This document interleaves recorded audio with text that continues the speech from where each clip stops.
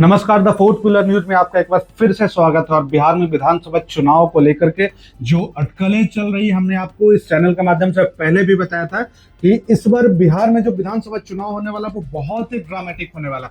आपने देखा कि किस प्रकार से राष्ट्रीय जनता दल की मुश्किलें बढ़ रही है, या फिर आप ये कह सकते हैं कि राष्ट्रीय जनता दल लगातार सुर्खियों में बने रहने की एक प्रयास है। जी हाँ, मैं बात कर रहा हूँ राष्ट्रीय जनता दल और लालू यादव की जो सबसे प्यारी छोटी बेटी थी रोहिणी आचार्य, जो सिंगापुर में रहते हुए भी लगातार ट्विटर के माध्यम से विपक्षी दलों पे और एनडीए के गठबंधन के दल है उन पे लगातार बयानबाजी करती रहती थी।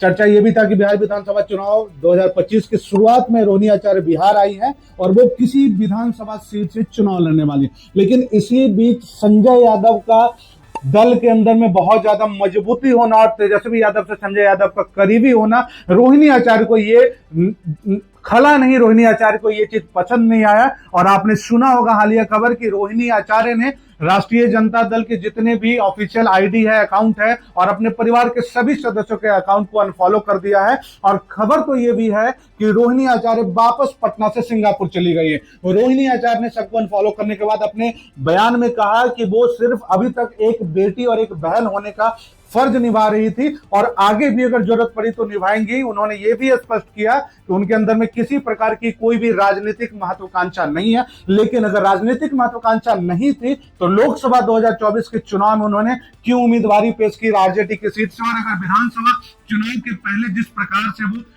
महागठबंधन की जो वोटर अधिकार यात्रा चल रही थी राहुल गांधी और तेजस्वी यादव के साथ नजर आती है, तो अगर राजनीतिक महत्वाकांक्षा नहीं होती है तो केवल चुनाव के समय में आपको ऐसा कौन सा प्रेम है जो बिहार में और पटना में खींच लाता है। खैर, इस पे कितनी सच्चाई है इन चीजों को समझने के लिए आप हमारे चैनल के साथ बने रहिए। लेकिन ये एक बात तो तय है कि बिहार विधानसभा चुनाव होने वाला है जो सत्र 2025 का, ये बहुत ज्यादा दिलचस्प होगा और बहुत ज्यादा ड्रामेटिक होगा। राजद की मुश्किलें इससे बढ़ने वाली है या राजद को कहीं ना कहीं सहानुभूति वोट मिलने वाला है, ये तो देखना बड़ा दिलचस्प होगा। इससे पूर्व आपको पता होगा कि लालू यादव के सबसे बड़े बेटे तेज प्रताप यादव को राजद ने पार्टी और दल दोनों से निकाल दिया था।